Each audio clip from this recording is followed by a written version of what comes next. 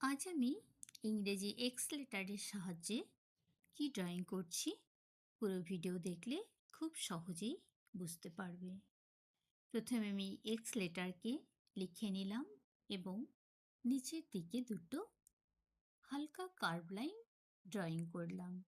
ওপরেও একটা curve line এঁকে দিচ্ছি এবং সেটাকে ওভাল শেপের রূপ দিয়ে দিলাম।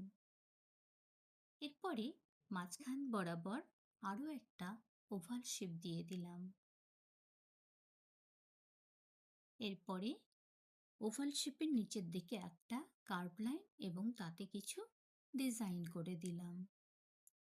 এরপরে নিচের দিকে কতগুলো স্টিক পরপর এঁকে দিলাম।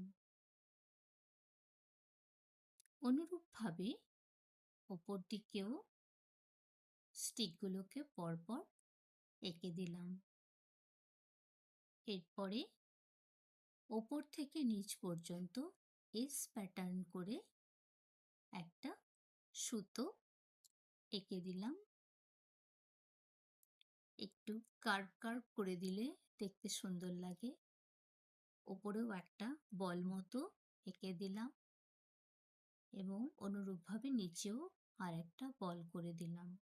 নিচের দিকে ডমরুর একটু ডিজাইন করে দিলাম। তারপরে রং করার পালা।